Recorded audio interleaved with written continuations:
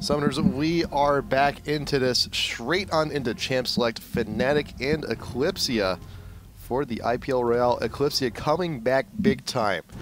Game number 1, there was a lot of aggression from Fnatic early on with a relatively fed Xin, but a few team fights going your way, forcing those plays with Lee Sin. Eclypsia managed to eke it out and are now 1 game away to moving on to the grand final. Yeah, doing an amazing job with that comeback, like you were saying, just giving a little bit of an advantage to Fnatic early on with that level 1 fight. Cyanide in the jungle was able to really take control of that, turn it into a huge advantage for Xin Zhao, but not able to keep that going throughout the fight. One fed champion is only one fed champion. Wherever he is not, your team is still weak, and that's what Eclypsia took advantage of. That's what allowed them to come back into the game, and then just beautiful team fighting potential coming out from Eclypsia really showed the power. Coming into this game 2, thank you very much to Extinct for subbing for them in game 1, but Enemies is back here. Maybe we'll see Eclypsia in their proper positions, maybe not. It seems like they don't even need to. They're very strong in all sorts of lane matchups. I'm So Fresh, not going to have his Lee Sin available to him in the jungle, if he even plays jungle this game, but we're going to have to see what they're going to be coming out. The bans coming from Eclypsia, Shen and Blitzcrank so far, they want to kind of eliminate a lot of those variable champions that might say something about the bottom lane. Tabs with a ridiculous Vayne, showing that he can be a great AD carry in addition to AP, depending on what him and Heidel really want to have happen. But it's up to Soaz for that first pick. It's going to be an insta-lock Jace. Not as powerful in the current patch as it was a month or 2 ago, but still very versatile for the team, allows a lot of flexibility for them to move in with that acceleration gate early on, but then also having the versatility in team fights and in the laning phase. Yep, Jace has a potential to be an absolute monster in the top lane. He does so many things. He's a ranged guy. He's got a huge hammer. He can be melee. He's very well versed, very versatile. But the bans for this game are nearly the same as game 1, with the exception of the Lee Sin. And with Lee Sin now banned out, Fnatic had to leave open Diana. And Eclypsia, recognizing Fnatic did not first pick it, decided to snatch her up, in addition to the Skarner, who's going to be there in the jungle. Yeah, good choice from Fnatic to get rid of that Lee Sin. They do not want I'm So Fresh to have him.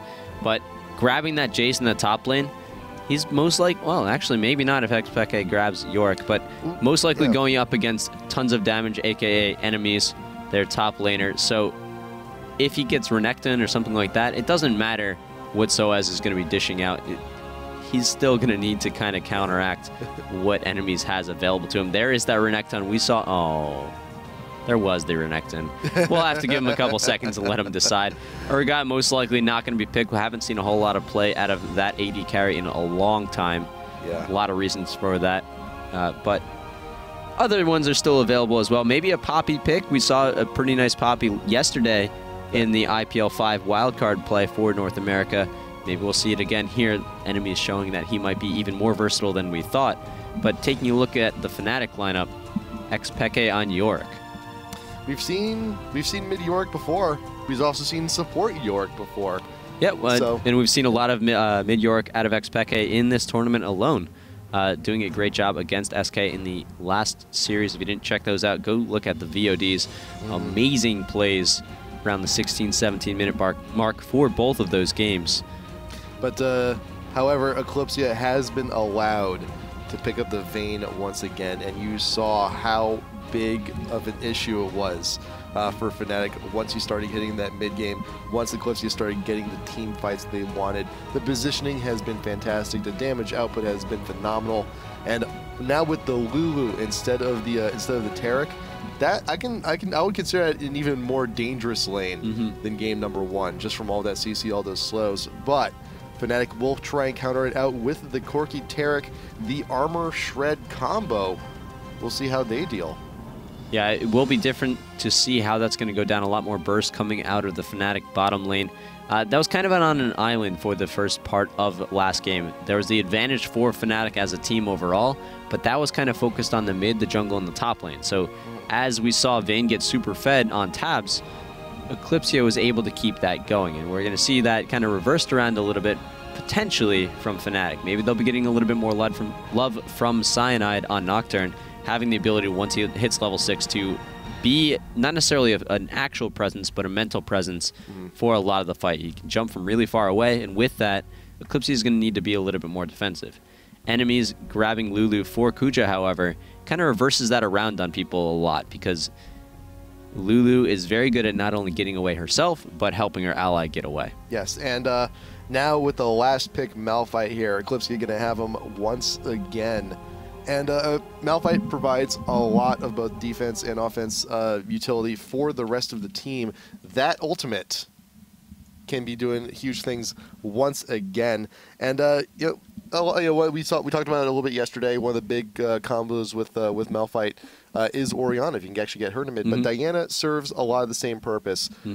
It's just the fact that you're a little bit more up close and personal when you actually dash on in and get everybody into one singular point. And there's a huge wombo combo potential too with the Lulu. So Malphite ult, Diana ult, pull back, wild growth, and by then Vayne will probably have dominated your entire team. Yeah, once it starts getting into those 5v5 fights, the Diana is going to need to jump in, try to assassinate someone, and get out. Yep. Normally we see the Diana go for that Zhonya's hourglass so that she is able to jump in, pop the hourglass, wait a couple of seconds, allow her abilities to come off cooldown so that she can actually jump out again.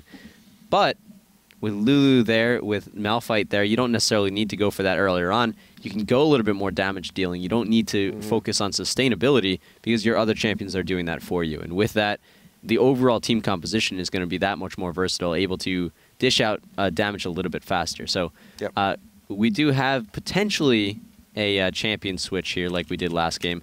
We're going to need to find out in a couple seconds here, but Heidel needs a second. They're going to decide what they're going to be doing. So he'll be right back. Hopefully he's not going for dinner. That would be a little unfortunate. But you just didn't we just deal with this? I mean, the enemies just came back from dinner. It's like, now you need a food reserve. Well, you can't just have one player on the team eat. They all got to eat at some point, and they can't eat together unless they're in a team house.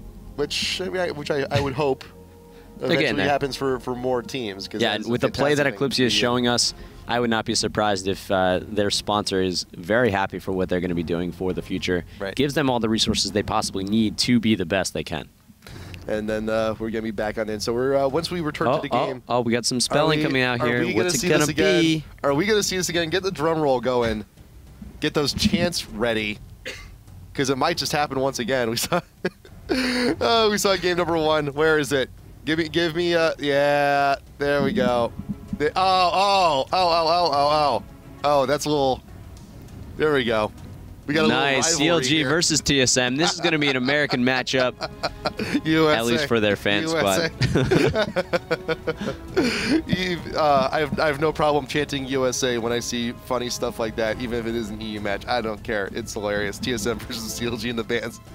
So those were not the real bands, clearly, but I will review them for you. Shen, Blitzcrank, Zyra, same bands from Eclypsia. Game 1 and Game 2, Fnatic changing up slightly. Rengar and Katarina bands stay the same. Banned out Lisa instead of Diana, but unfortunately Eclypsia gets to have her this time around. So we'll see. There's a lot of great team fight potential coming in from Eclypsia. If given an inch like they were given last game, they can completely steamroll. However, Fnatic, they have a lot. Actually, let me take that back. Fnatic is pretty damn near exclusive physical damage. So right now, if Fnatic cannot take this game early and keep the lead before Eclypsia starts to tank up, starts to stack that armor, we could see the game slip away from them. There's a very limited time frame before you start seeing the big tank items like Chain Vest is actually something you naturally build into for all the non, because you're gonna have a Chain Vest on Diana for Dazonias. Yep. You're gonna have a Chain Vest onto Skarner and Malphite also later on for stuff like Randuin's and Frozen Heart, and that is your front line that you have to deal with. So, but that's really talking about the mid to late game when Eclypsia, after they finish their core items initially, they'll be able to move into the counter items available to them. Xpeke is still going to be able to dish out some decent amount of magic damage for his team in the early game, and we're seeing that he's really having a partial interest towards this Yorick in the mid, kind of able to shut down some of the AP carries. If he can delay them from leveling up a little bit earlier on, prevent them from roaming to go for the Wraiths or the Wolves on either side, that can keep the APs relatively lower than you see in other games compared to the other champions. With that, it opens up a lot more flexibility for Fnatic to do other things. Yep. we also see that Reckles is kind of going to be the main focus for the team. Xpeke is going to be able to keep him alive. Not actually alive, but a little bit of a... He'll keep him in the air. Yeah, he's going to still be doing damage so that a zombie, Corki coming around, not too scary initially, but once he starts getting fed later on, he will be a force to be reckoned with. On the Eclypsia side, we do have the lane swap once again from Tabs and Heidal, showing that they have that crazy versatility to go in different lanes depending on which champions are available. We saw this out of TPA, actually. When TPA was preparing for the World Championships, they kind of mixed up their lanes a little bit. They put in some subs that they weren't expecting to actually use in the World Finals, and that not only kept their strategies hidden, but it kept their counters hidden. There's a lot to be said about that, and with the Europeans needing to kind of catch up to what's going on the Asian side of things, they're doing it pretty quickly. So already seeing some brilliant plays coming out from Eclypsia, seeing some brilliant meta plays coming out of them as well. So I'm really excited to see what this relatively new team is going to do over the next 6 months leading up into the beginning of Season 3. Yep, and also ironically enough, because it bears to mention, old CLG, if they wanted to do if they wanted to go into a different lane, if they want to play a champ they're a little bit more well versed and a little bit more comfortable with, they had the flexibility in the team back in the day to do it to do the same thing. So it's I just like the fact that Eclypsia decided to do those bans, and they're also running a very similar game plan. We got a minute. We talked a little bit about Reckles, how he's going to be a central focus. So let's take a look at his runes and masteries first. Pretty standard stuff for an AD. You have the extra attack damage in 2190. Torch, you want to look at next? Well, let's take a look at I'm So Fresh. He's actually going for a summoner heal here on Malphite. Going to be counteracting the teleport coming out from Soaz's Jace. And now, ooh, that's gonna hurt. Full defense here for Malphite. Doesn't want to. Wow, that's 23-7. That is, Malphite alone, just with that early setup, he's gonna have so much armor to start the game off. That's gonna be massive. Also, let's go get XPK here. Xpeke 13-2 in ranked so far. Nice job. There you go. Keep it up for Season 3. Some physical damage. Get some armor and magic resist too. Getting the masteries 2190, going full on offense. So we'll see how much damage. Full on deal. AD offense. Yep. We'll see what he can do against Diana in the mid, because some melee champs in the mid. We've seen now Yorick in the mid. We've seen a little bit of Riven in the mid a few months ago. Nearly a year ago, we actually used to see a little bit of Tryndamere in the mid, and they do very well against melee range APs. However, what kind of separates Diana though from the rest is that massive burst within her kit with that passive. So I'm wondering, as we start heading into the mid game after Diana hits 6, how effective Yorick will end up being. And a lot of it's going to come down to whether or not Heidal can line up the enemy where he wants him to be. If he can get those ghouls in with his Q so that he hits the ghouls and the champion, that's going to be a lot of DPS coming out from him. So not necessarily needing to rely on that burst either until he sees the moment of opportunity for it, but having some good amount of poke just to keep things going throughout. Skarner's going to need to grab the early blue, not going to be able to feed it to Diana, maybe even grab the second blue just so that he can have the ganks available to him. And that might prevent Heidal's ability to keep that sustainability going. So we're going to see exactly what's going to be happening in just a little while here. This is game number 2 of Fnatic versus Eclypsia. Eclypsia up by 1 in the IPL European Royale. This is the lower bracket final to see who's going to be going up against MYM in the grand final. Most likely going to be happening on Monday. Depends on the schedule of these players, but we'll get that information to you after the series is over. In the meantime, we're going to focus on this. It looks like Eclypsia does not want to make the same mistake, not going for that level 4, or level 1, excuse me, 4v4. Oh. Going to back off a little bit, but the acceleration gate coming out from Soaz gets him close, but not close enough to make anything happen. Yeah, Eclypsia is like, let's not have a disaster like we did last time, which is back off. If they want our blue, whatever, fine, they can have it. But because right now you see enemies, and he's on Skarner, he's dancing around in the mid. You got Lou also with that new dragon skin, and we may be seeing a mutual blue trade. You do have a ward smartly placed by Eclypsia there into the river, not quite in the bush, but you're still serving a purpose. You're still gonna have the vision you need, and they do see Yorick and Nocturne actually transition on back. So pings in retreat going on from Eclypsia. They're not quite sure just yet how many members of Fnatic have actually broken away from their jungle. But in reality, because we have this God Vision, all Fnatic has actually decided to back off. There is a ward over in the blue brush. So at the very least, once Skarner finishes, Fnatic will have some information on where enemies is going to be headed next. That is true. Kuja does have a pink ward in his inventory. He could feasibly drop it down right here, and he does. He's going to eliminate the vision coming out from Fnatic. Good choice from him, especially since he sees that N-rated picked up those boots early on. He's not going to have as much vision available to him, but Eclypsia looking to make something happen. He's dropping a couple ghouls, seeing if he can get some harass in. Not going to be able to steal the blue buff, so he's going to try to get back to lane. Maybe not, actually. It's going to be interesting to see what he's actually going to decide to do. Are they going to do a lane swap here, sending Reckles and N-rated to the mid lane, trying to counteract what Tabs and Kuja are doing. Nice. Very interesting start to this game, too. He got the early stun down on Kuja, but look at N-rated now. He bought boots first. He already used his wards. He's been using his abilities to help out the jungle and get off stuns that really have no meaning so early on. He's already down to half mana, and since he got those boots first, he's definitely going to be down on that mana regen. So they're basically giving the first level or two straight out to Eclypsia here in the mid. He cannot be as aggressive as a Taric normally would, because otherwise he's going to be forced to back. At the very least, though, he is in mid lane. They are going to return to lane relatively quicker than you would if you were down in bot or even in top. But still, though, you don't want to give really anything to Tabs at this point, considering what happened game number 1. Absolutely true, but with the leash that Cyanide was able to get, that's going to allow him to grab both of the buffs out of his jungle. He's already in the top lane, ready for some sort of gank potential going on here. Not going to see an opening for it. He's going to back off. Skarner also realizing that he needs to get an advantage over Nocturne. Nocturne, a very fast jungler, a very strong ganker once he hits level 6. Skarner on the other side, also the same. So kind of keeping the same strategy for these guys, but Skarner with a couple extra minion kills in the jungle, having the ability to go for it himself. So we're going to have to see how these lanes are going to even out here. But Heidel and Tabs switching up roles as far as their champions are concerned, but staying in their own little owned lanes. And Skarner comes down here. They're going to go straight in for it, not kind of hesitating whatsoever, but they realize that X-Pac is way too far away. Enemy's just giving a little bit of a mental fear for Yorick. He's going to decide what is he going to do. There's no wards in the bottom lane. Yorick didn't have any in his inventory available. Yeah. But enemy's not thinking that he can go for this quite yet. It's kind of funny though, is that sometimes when you're playing as a jungler and you're about to gank a lane, sometimes like just the movement of the enemy lane is sometimes enough to dissuade you. It's like, hey, why did they move back?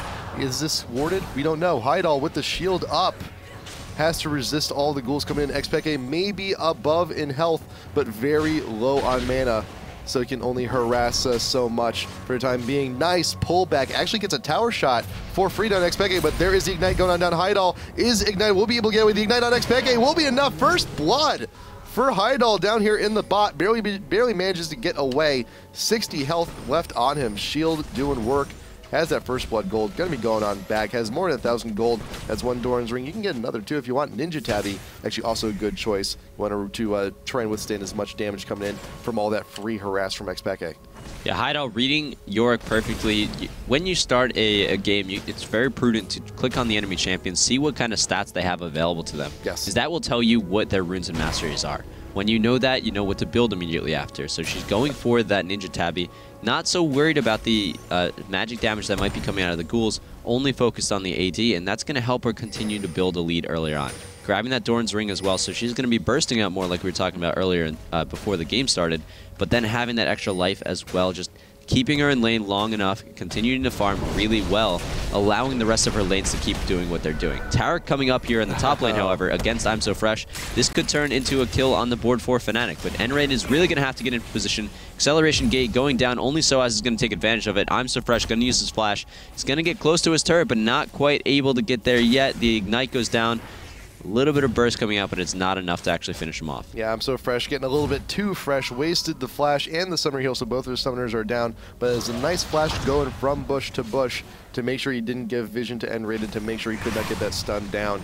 But he will have to back off, though. He is out of mana. Cyanide now here in the mid to help out Reckles just a little bit, because Tabs and Kuja are still here. And actually, the lane is pushing on into them, so they're going to get a little bit of free farm off of this. Yeah, Kuja just barely missing his Dazzle, or Glitter Lance. Glitter Lance, excuse me. Yep. Dazzle's coming from the other side. Taric dazzles, glitters. Ooh. That's very shiny, actually. It's a very shiny mid lane. I don't know. I think Tarek dazzles and glitters. Well, yeah. Depending on the skin that you go Tarek for. is infinitely more fabulous. Ooh, true. Yeah. Eclypsia here actually now being pushed down to his tower, recognizing how much burst potential is now within Heidel, now that he's level 6, now that he has that ultimate and the dash available if he lands that Q. So, and Eclypsia, he's actually not going for a whole lot of... He doesn't have the income to actually keep his mana regen up. He has the Sapphire Crystal. He's, I guess, I assume, working towards that tier to Goddess, but it's still going to be a little while until he actually goes back and grabs it. But until then, he's just going to have to sit down here bot lane and deal with it, knowing that he's going to have less ghouls at his disposal. Yeah, that Manamuna is a pretty common build for Yorick, but Nocturne going to be hitting level 6. He's going in for it. That's going to be very scary for Heidel, but he is going to be able to get away. Yorick was not quite ready to pull the trigger on that, not responding instantly like he had to. It's going to be a little bit of another escape for Heidel. Heidel still has his ultimate available to him. Now that he's hit level 6, he's also going to grab the blue buff. With that blue buff, he's going to be able to just return right back to lane and kind of push out Yorick and Nocturne. Before he does, however, Cyanide and Eclypsia going to see if they can put on a little bit of damage to this turret. No, they're just going to recall instead. Yep.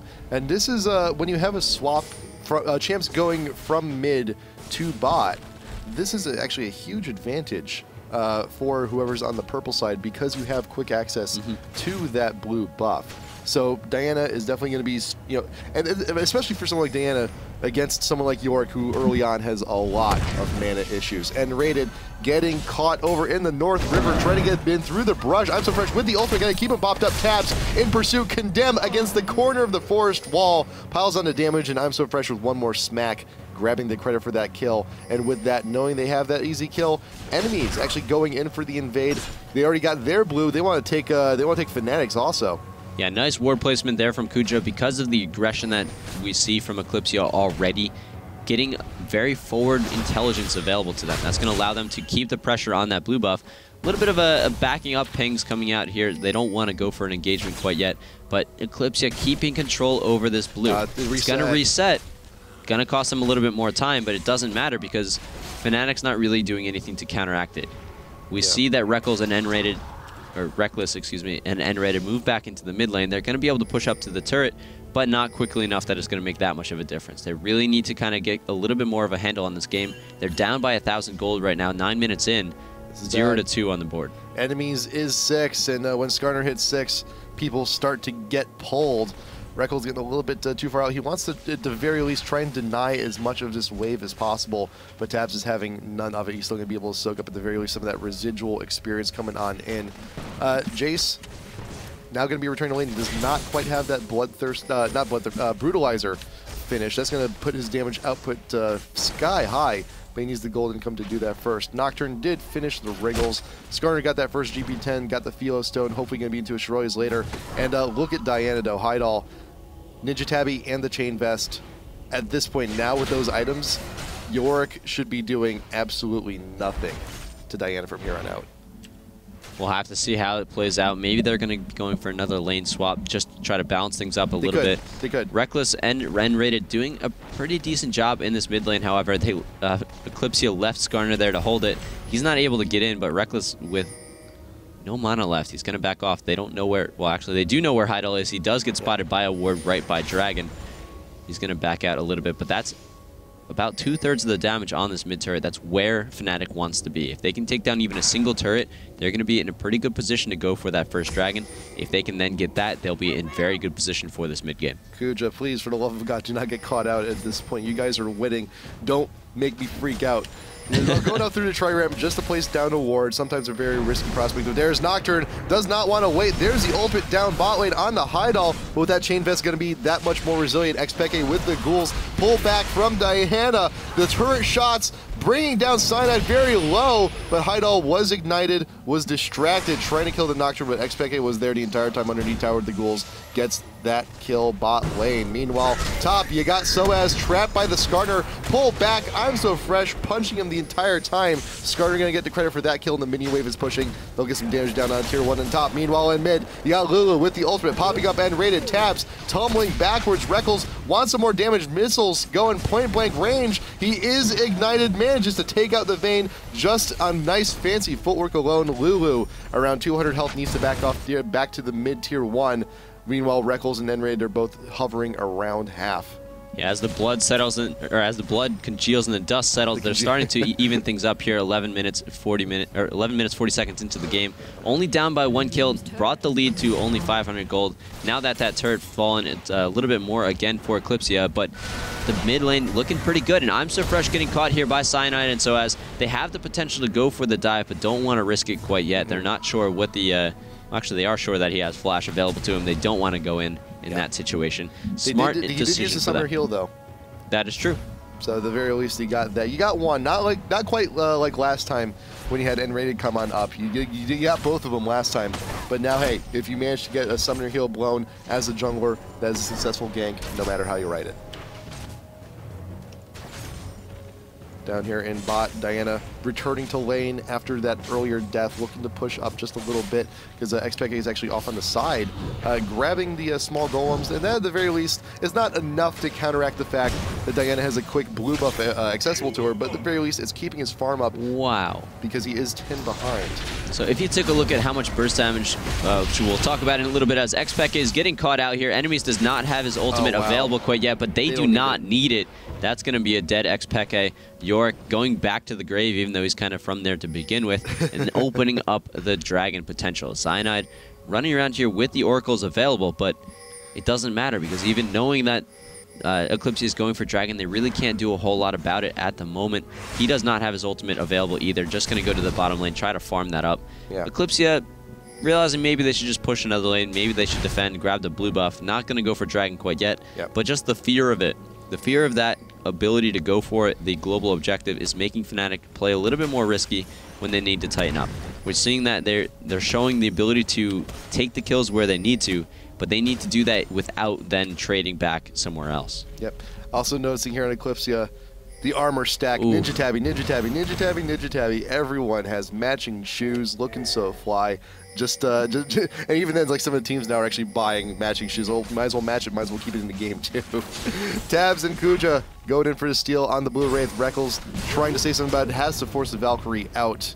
Yeah, that almost 200 armor on I'm So Fresh, that's really making a huge difference. Oh yeah. Normally you'd see Jace putting out a decent amount of poke damage with his abilities to go from long range, but we saw in the top lane he did maybe like 5% damage to I'm So Fresh. That's not something that's going to turn into much of anything. And XPK getting caught out this time. Enemies does have the ultimate available. That's going to be a lot of damage coming out. It's going to be the kill.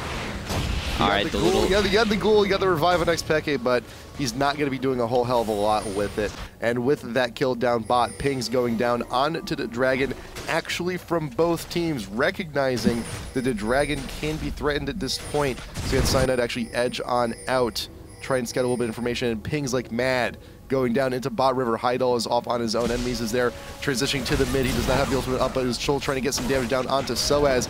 Q going down from Heidel onto Cyanide, but he's staying back just a little bit. Does not want to be dove on, but that is the thing with Nocturne too. He does have that spell shield up and available, so at the very least, the burst will not take him out as quickly as usual. Cyanide, he does have the oracles though. He's clearing out wherever he can, clears out the river ward over into the ramp brush, while the rest of Fnatic is here in mid, pushing back. Yeah, and there is Soaz picking the proper target there, grabbing a lot of damage onto Lulu, only the real person that he can go for. But like you're saying, I'm So Fresh coming in from the side. He's going to be ready to initiate here. Down. He wants to go for it, but he's going to get circled around. XPK with that Manamune is going to be able to dish out a decent amount of damage. Oh, the flash coming away. I'm So Fresh is going to get out scot-free. The rest of them are pushing in. Again, some damage here in the bottom lane. Enemies and Heidel doing a great job of playing this 2v1 situation. Gonna go for the dive. There's a lot of armor on enemies. An extra advantage of stacking armor is that those turrets and minions will do even less damage to you. You can go for more dives available as a team and turn that into kills. 6-2 on the board at the moment. It looks like Tabs is gonna take a little bit of damage himself, but it doesn't matter. They're still able to keep the pressure on. I'm So Fresh still has 10 seconds until his ultimate is up. He could really use it right about now as Diana's coming on in, but Heidel may be able to kill a little bit more time until it comes back up. This could be disastrous if Fnatic decides to continue pressuring this. The turret is so low, they feel like they have no choice, but here comes Heidel. Can the ultimate come back up in the right spot? I'm So Fresh, are you going to engage this? No. Fnatic backs off at just the right time. takes the tier 1 and gets out of there before Diana and Malphite could come in, collapse on one champ, and destroy everyone. Very well timed, great timing attack from Fnatic. Exactly, that's what we need to see a little bit more of them. They're making the plays, they just need to keep making them. They need to make a little bit more frequency of them as well. Down by 2,500 gold at the moment. The lead that Eclypsia is getting is just growing ever so slightly as it goes on. Dragon has not even been thought of for either of these players except, well, all right, now the ping goes down, so well, someone's watching the stream apparently. Went down like crazy, like right before that last fight. It's like, guys, both teams were considering that Dragon, and yet they're off in that chokehold there in the mid. It's like, well, we have vision on you, you have vision on us. The river's pretty much relatively cleared out. We know that if you leave, we're following you, and vice versa. So, and that's what we're seeing start to happen at the moment. The wards were being cleared, but that is a trigger for Fnatic to kind of close in here. Xpeke not with a whole lot of mana available to do any damage to enemies, but still that bottom turret is very close to being destroyed. If both tier 1 turrets can be taken out by Fnatic, that's going to give them a ton of ground control, a lot of flexibility to move around, chase the enemy team in a situation that's looking favorable for them, but have their own turrets to fall back to if it's not looking too good. Yeah, because for the time being, it is still only 1-for-1. The top tier 1 claimed by Eclypsia, the mid tier 1 claimed by Fnatic. There are still some kills. There's a little bit of global gold, but not a whole lot to write home about. But a lot of those kills, a lot of those assists, pretty much nearly all snacked up on Diana and on Discarnage, so that's going to help him out immensely. And with that gold, Heidal has that first critical item, has the Zhonya's Hourglass, so that's going to be huge in the middle of these team fights. But there's enemies charging right out in front. There's this flash and the pull down onto the Corki. The pullback from the United Kingdom behind, but is the damage up Vayne looking for one more auto attack, but Heidal able to swipe on it and grab Corki behind enemy lines behind the tier 1 and mid. Xpeke now in the fight, looking for the ghoul down on the enemies, wants to keep the Skarner behind, and rated out in front. But where's the rest of Fnatic? They're doubling on back, looking to defend the tower instead, but they know they can't engage this. This is a full 5-man push from Eclypsia down here in the mid. You have Soaz, Jace on his own here in the top lane, but he does have the teleport available if need be, if Dragon gets a little bit hairy, and here comes Fnatic over on the side. Then there's Diana, dash onto N-Raid before he reaches the safety of the bush. That's a quick melt from all of Eclypsia, and the Dragon didn't even reset. They can just go right back in, but here comes Cyanide with the ultimate, steals the Dragon, but he does die for the effort. So it's, you know what? Even trade, really, actually, because the Dragon's worth about 2 kills. In that situation, yeah. Even trade, but the positional advantage that they just gave Eclypsia not looking too good. Yeah. A little bit of a glimpse that Fnatic's not on the same page. Soaz was pinging, hey, back up. I want to keep pushing this top lane. He's doing a great job of that. He might be able to take down this tier 2 turret, which we were talking about last game. A good trade for him. But the problem is that the rest of his team got kind of a little overeager, dropping both Cyanide and N-Rated. Means that Eclypsia is going to have a little bit of control to do what they want. Fortunately for them, what they wanted was just to back off, spend a little bit of the gold they had, reset for the future. So, after all of that madness, the gold lead for Eclypsia, I mean, it's been a minuscule lead for nearly this entire time, but it's still a lead nonetheless. Now down to about 1.5, 2K, depending on how your farm's going on at the present moment. But as we discussed in Champs League before, though, this is a very AD-heavy team coming in from Fnatic, and now Eclypsia is stacked on a lot of armor. Hourglass, Frozen Heart, matching Ninja Tabby for the entire team, personalized with everybody's name and custom fit. There's some pretty nice kicks, and everyone's got them, but it's a lot of resist to go up against this specialized team coming in from Fnatic. You know, TPA, they have matching shoes for their team. Dignitas does too. Yeah, both of them. But I'm surprised they haven't actually designed them around some sort of roll type thing. Make them match the colors of the boots that their position would normally get. That would have been pretty cool. Maybe CLG when they, or TSM when they grab their own custom shoes, they can bring that in. But then again, I know there's some supports out there that don't buy shoes until like 20 minutes in. So yeah, they have to be barefoot or wear sandals. Show up the tournament like barefoot or with flip flops or sandals or something. That'd be hilarious, but also very cold. Actually, what? Forget forget we said anything. XPK over on the side. Eclypsia looking to take out and muscle out the tier 2 here in mid. They took the first one, but forcing the flash out from XPK. He has to go all the way back down to the bot lane and then loop back around. I'm So Fresh out in front, pretty tanky, but Soaz in the meantime is running amok there in the top lane. The Eclypsia needs to keep the pressure on, otherwise they could lose so much more. Tier 2 down in mid is forced out from Fnatic's grasp. And Eclypsia, are they going to double back? They will. They're happy with what they got. They could be a little bit indecisive here. They may bait something out. There's a pull. Gonna fail from Diana, but there's a flash ultimate. I'm So Fresh. Only getting end rated, but there's the pull. They got 1 kill, but that's all they needed. They have now the man advantage. 5v3 here in the mid. Soaz, meanwhile, though, still pushing in top, grabbing in tier 3, but he may lose so much more. The minion wave is here to support. The wave clear is not present from Fnatic. Tier 3 in mid. Taken from Eclypsia. They will take the inhib. There's the dash in. Pull back down onto XPK. Uses the ultimate, dies, but he may not be able to stay around for long, even in ghoul form. Mid inhib now down. Rekkles and Cyanide, the only ones here to defend. The XPK ghoul is now gone and expired. But look at Soaz, though. He's running amok. He's already got 1 Nexus turret in. Are they actually committing to the base race here? I'm not so sure. Not going to be committing completely. They're going to send only 2 players back, but that allows Cyanide and Tarek to clean it up a little bit. A beautiful initiation here from Fnatic. That's the play they need to make happen. A nice escape here from Soaz as well. They're going to be able to turn this into a potential Baron attempt. Going to try to clear things out. Amazing decision-making from Fnatic. They were down a little bit. They were able to say, all right, we know Soaz can push this down easily. We know we can keep Eclypsia occupied a little bit longer. But on the other side, Eclypsia making a smart play as well initially. They backed off. They lured Fnatic up to try to keep them from recalling and preventing the base race. And then they turned on them. They were able to pick up a first kill. That was allowing them to push in, take down the turret and the inhibitor, but leaving Soaz a little bit more time. A Nexus turret going down, that is huge for Fnatic. That's going to give them the gold. They've got 400 gold lead, essentially even 23 minutes into the game. Right.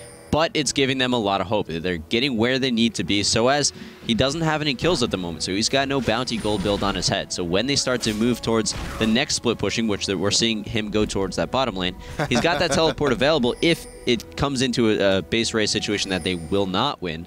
But other than that, he's in a really good position for this to have happen. The rest of the Fnatic team, the name of their game plan is just going to be delay as long as possible until they realize that Tabs is actually going to be trying to play cleanup, and that's going to give them a little bit of ability to go in. I'm very tempted to start calling them Solid Snakes. Oh, Soaz going in here is able to put on a bit of burst. Tabs is one of the only champions that is actually able to do a lot of damage to. The only armor there for him is that Ninja Tabby like we were talking about before. Sometimes it's enough, though. Sometimes it's enough. Yeah, without that Bloodthirster, though, it's going to be a window of opportunity here for Soaz to keep the pushing going. Yeah, I was about to say, I'm very tempted to call him Solid Snake Soaz from this point on, because he's just, that's all he does. He just infiltrates enemy bases at this point. I don't care. I'm going to push as long as I can. But Fnatic, though, they did have to back. They are healthy. 3-man push here onto the Baron, trying to grab it. He also got XPK over on the side, being the scout, throwing down the ghoul just to try and delay. But right now, Eclypsia, they are a little split. They all did back. They need to get there into the bear pit quickly, because all Fnatic is about right here and fight. Enemies going down in the middle of everything. I'm So Fresh being focused down. It's a 5-for-1. Heidel only throwing Qs off from the side. Here comes Tabs, but he may be here a little bit too late. Shutdown coming in. XPK getting the kill on I'm So Fresh. 3 members of Eclypsia have to leave the North River. It is just Vayne, Lulu, and Diana. They are the squishier members of the team, but Fnatic can actually loop around. They decided to abandon the plan, abandon the Baron, and they're making a beeline straight for the top lane where the turret and inhibitor is already gone. They still have 1 Nexus turret to defend, but they can't. They don't have to kill a whole lot of time, though. Enemies, he's going to be active in 2 seconds. I'm So Fresh in about 15. Great engage from Fnatic. They did not get the Baron off it, though, but that does kill a little bit of time here for Eclypsia. Yeah, the comebacks that we're seeing in this series so far, just amazing plays happening all across the board. Only up by 1,000 gold, so not that significant of a lead. It's really going to come down to whether or not Eclypsia realizes that, you know what, we're kind of underestimating this Fnatic team a little bit too much. Let's tighten things up a little bit. Let's make sure the positioning in the next fight goes a little bit more our way. Make sure that the AD carry is actually present. Yeah, that helps. And then things might go a little bit differently. Like we were talking about before, a lot of it is based on preventing that attack damage capability coming out from Fnatic. But the game plan they have here, going for that split pushing, it doesn't matter how much armor's on the team if you're not attacking the team. A base race, if it gets back into that situation, definitely going to go into Fnatic's favor. So a lot of pressure is on Eclypsia. They need to make sure that they defend everything at the same time, but when you spread your forces too thin, your shield doesn't necessarily protect you. Yep. And Rated has the Oracles clearing out the coverage there in the Baron pit. Does anyone from Eclypsia? Yeah, Lulu's actually got an Oracles also. So now it's just going to be an information war over by the Baron and whilst trying to defend the top of push. And there is the Shurelya's pop. Soaz being dragged behind. No Skarner ult necessary, but there he is going to be grabbing Xpeke there. He used the Ghoul onto Soaz. He's still doing plenty of damage there on the back line, but it's become a 5v1 there. Xpeke left behind. The rest of Fnatic decides to abandon him. Cyanide off on the side. He needs to recall because he's trapped on his own base at the time being. Same thing with Enraid and Reckles. This push in mid from Eclypsia may actually end this. The inhibitor was already down, but the you saw though, ECs, there's respawn, which means they're taking it around the same time. So Eclypsia needs to push down. Oh, they push. They try to go for the turrets right as the inhibitor respawns. That's going to kill a few seconds for him, but they're in great position. They can still take it out, but you still have 3 members of Fnatic here. They disagree. We do not want to have our base taken out just yet, but at the very least, the super minion push will stay consistent here in the mid, and Eclypsia can double back. They may be in position to grab the Baron before heading back up to top lane. Yeah, they're definitely in position to at least force a fight. It looks like I'm So Fresh is going to wait here in the bushes. Bait it. If anyone from Fnatic that's a little bit squishy moves in, and no, they're just going to be completely caught out of position. They're going to go in 5v4, starting the situation off. Cyanide's going to go in. That's going to allow Xpeke to catch up. It is a full 5v5. A lot of Eclypsia is very low on health, but so is Fnatic. 2 players going down so far, both the junglers. It's going to be followed up by even more players, however. How is this all going to be settled? You got Eclypsia, though. They're getting very weak, but they're dipping in and out of the fight. Kuja even sticking around. He's very low. Condemn onto Xpeke over on the forest wall, taking out the Ghoul. And I got to say, I was a little bit worried. Oh, Chase almost able to snipe off the Diana, but that in the end is a 1 for 4. Valiant effort from Fnatic. Cyanide made the right move. Hey, oh, I can't believe you guys are baiting us. Zoom straight backwards into Eclypsia, and they almost managed to eke it out. The focus was almost there, but great notion on Diana and Lulu to get out of the fight when they're getting over too low. Soaz still managing to get the kill on the Diana, but your other Nexus turret has gone down. Cyanide has respawned. I'm So Fresh 1v4ing will not be able to make it, well, maybe able to actually make it out. He's got about 100 health left on him. One more attack, Xpeke with the Ghoul, but that was time killed to make sure that Tabs could actually get away. But Fnatic, they were in a very bad spot before having that inhibitor down. Now their Nexus is naked. Their Nexus is naked, but so is Eclypsia's. This is anybody's game at the moment. I'm going to give it slight advantage to Fnatic at the moment. They've got the position to go for this Baron. There's nothing that Eclypsia can do. Once this goes down, they have the buff, so they can defend 4v5, yes. And Soaz still has a teleport. He can go anywhere. He can get into the back lines at any point. He's got the Brutalizer. He's got the Bloodthirster. He's got a pickaxe available to him. He's going to be able to chunk down that Nexus extremely quickly. This is, wow. Huge, huge, huge, huge. There's a lot of potential here. And with that teleport, the threat of the teleport coming in from Soaz means that Eclypsia at this moment, until their inhibitor respawns, they cannot leave base. If all 5 of them are spotted in the mid, teleport onto a minion that's already in the base, Nexus, focus, boom, game, go to game number 3. But if Eclypsia can still muscle out, they're going up against a full Fnatic, all with Baron buff. They can still somehow manage to take out one stray member Fnatic caught off. They could be able to actually zoom straight on in, ignore the rest of the team, and focus down the Nexus immediately and take it out. They still have plenty of great burst damage available to them in Vayne and in Diana. That should be enough, theoretically, to take out the Nexus in a pinch, but there's only one way to find out, and that's we'll see if they make that push in the next few minutes. Yeah, a lot of pressure is going to be on Eclypsia to make sure there are no hidden wards in their base and to make sure that the entire front lines do not get within their walls. We see 2 Oracles on Eclypsia. Very smart move. They can clear out 2 different locations at the same time. Make sure to keep everything going. If Soaz uses his teleport, it will not be up for another couple minutes, and a couple minutes could spell the the end of the game. So it's really, there's one trigger available for Soaz. When is he going to shoot that bullet? Is it going to be in the right target? Yeah, and if and hopefully Eclypsia can actually keep this top lane pushed back, because that could be the trigger. This, as soon as the super minion's pushing it into the base, that could be it. That could be all the time cleared for Soaz to get the teleport to go in and focus it down. Oh, but I'm so fresh though. If he does get caught off here onto the side, if there's a man disadvantage for Eclypsia, Fnatic could be like, F the plan, we'll just muscle you out of it. Yeah, and there's no way for Eclypsia to get into the enemy base anytime soon. This is very good for Fnatic. It looks like the fight is going to be starting. They need to take Soaz out. If Soaz does not get eliminated, it doesn't matter who else is going down. What's going to happen? Cyanide is split from the rest of the team. Is a 2 split and a 3 split. So Eclypsia decides to engage on 3. There's a Malphite ult coming out in. Reckl's getting very low. Forced a Valkyrie out, but will he be able to clear distance? Throwing down heals. Jace goes down over on the side. Tabs left unknown here. Oh, he's allowing to get 3 damage on the entire team of Fnatic. Eclypsia running fantastic interference. Xpeke goes down, and Eclypsia aces Fnatic with the Baron. The only fatality is Diana. They should be able to actually take out the Nexus in time. They're flashing. They just want to clear the gap. 20 seconds until Cyanide comes back in. This should be enough. This should be enough, but it is a time against the clock. Cyanide's going to be the first one up. Can he stop the rest of this team? No, the inhibitor is up. That's going to buy them a couple extra seconds. That's all they might need. The super minions are coming in the top lane. This still could be anyone's game, definitely in Eclypsia's favor, but it's going to be coming down. Cyanide's going to be the first one out. What is he going to do here? If he can delay just a couple seconds, use that unspeakable horror, force Tabs away. Here comes Reckless. He's going to be coming in here thinking completely recklessly, but no, that is game. Eclypsia coming out here, going to take the series 2-0.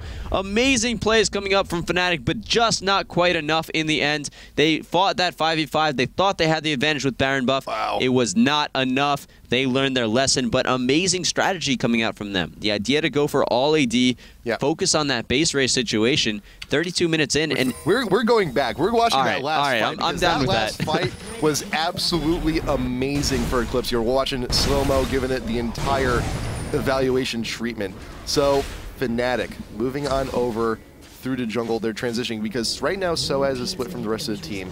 He's getting the preload. He's keeping doing what he's been doing all game. That's been working for them. So Fnatic right here, they're grabbing the blue, and then they recognize that there's actually a threat coming in because they have vision over on Malphite. The tier 2 goes down. Soaz looks to rejoin the team, but look, this wall right here splits Fnatic in half.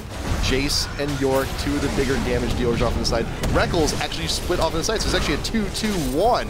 Eclypsia has the man advantage over in this pit. Meanwhile, you have Xpeke flashing on over Soaz. Soaz is the main thing, the key here. If he were able to get out of this fight, it would have been defeat for Eclypsia. But look at this. 2 players, Tabs and Kuja, focusing exactly what they needed to. Getting that slow off, killing Soaz. Not what Fnatic was looking for. One slight mispositioning lost them the game. That was it. That was all. They were not as a full 5, and that's why it's so dangerous to be fighting in jungle areas like this. It's like, oh no, it's just a small wall. I'm not too far away from the rest of the team. Bull. Especially if you got someone like Lulu and Vayne on your ass, and you're rushing and trying to get back to the rest of your team, and they will just not allow it to happen. Wonderful control. Fantastic play from Eclypsia. That's like, I'm tempted to call that one also like a top 5. Dude, we have like so many like top 5 plays like coming in. Yeah, these tournaments that we're getting going on here, just getting better and better. As League of Legends gets more figured out, people realize that there's way more to learn. It's not a very simple game here. It seems like it's just going to continue to grow. I'm super excited for Season 3. Yeah, I'm gonna let the rest of this play out so we actually get to the victory screen so we can see the end game stats, because I'm also very interested to see those too. But man, and imagine what would have happened if Soaz came back up like 10 seconds earlier. 10 seconds, even if it was like 3 seconds. Yeah, the teleport, you did, granted, Heidel was in the base, but at this point, Jace could just go, complete YOLO, focus straight on in, and try and chunk out the Nexus. But damn, wonderful game from Eclypsia. Let's take a look at those stats, dude. Look at that Vayne once again. I think it's pretty safe to say, I think, from this point on, Vayne is pretty much a must ban against Eclypsia.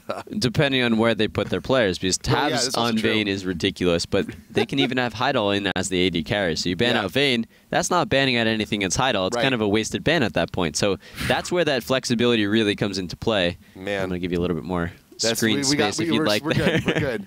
It's just, man, that was fantastic. That was such a good game. This entire series. This entire tournament with these European teams, they're showing just out of the box strategies coming out from them. That's the kind of what we saw and loved from them from Season 1.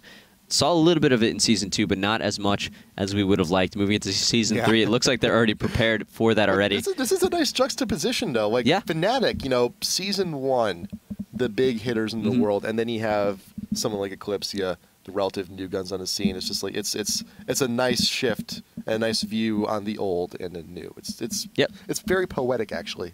And we're going to continue to see that with Eclypsia going up against MYM in the grand finals. That's not going to be until next Monday. This is for the IPL EU Royale, $500 winner-take-all tournament. Just trying to get you guys a little bit of a glimpse on some of the European teams we will not be seeing at IPL 5, but we will be seeing in the future, especially if Eclypsia and Fnatic keep playing like they are today. Oh, hell yeah. Don't go too far. It is about 12:30 p.m. Pacific Standard Time. At 2 p.m., we're going to continue up again with the wildcard qualifier for IPL 5. This is Dignitas, CLG, Quantic, and Absolute Legends. They're all going to be fighting off for that final spot. Round-robin play for them, seeing who can get only the one position. It's looking pretty good for CLG. Oh, yeah. But Dignitas has not played any of their group matches yet. They're going to be playing 3 best-of-3 straight. A lot of cool League of Legends action coming up in about an hour and a half. Yep. So stay tuned. If you're watching the VOD for this, go check out the other VODs because I'm excited to see what happens. This was such an amazing series. Also, remember, IPL 5, we're giving away VIP tickets, 5 pairs of VIP tickets, along with some cool stuff to give away, T-shirts and the like. IGN.com/IPL giveaways. Hit a whole bunch of buttons. You'll be entered in to win that. If you're already going to IPL 5, you want to upgrade your ticket. If you're not going, haven't decided yet, or if you want some extra tickets for your friends, this would be a fantastic way to get a few more. And it's 5 pairs. There's a lot of chances to win. Also on Instagram, if you're a smartphone user, you use Instagram, take a whole bunch of pictures, video game related, esports related, whatever. Hashtag it IPL5. We're going to take a look at all of those in a little while. Give away some shirts, stickers, speakers, things of the like. Hey, a lot of free stuff here up for grabs on the IPL stream today. And as always, if you guys have any improvements that you think you can do, or that we can do for you, always let us know. We've got some great ideas that you guys have been continuing to give us. Just keep it coming. We're going to keep bringing you more and more exciting League of Legends action and other games as well. If you're not just about League, you're also about just esports as a whole. IGN.com/IPL. Whole bunch of games, even more, are going to be added on as we move into 2013. Yep, we're going to be putting up a rebroadcast of this morning's match with SK, and we will be seeing you guys in an hour and a half for the conclusion, to follow the last 3 matches of the IPL 5 wildcard qualifier. We will see you guys in the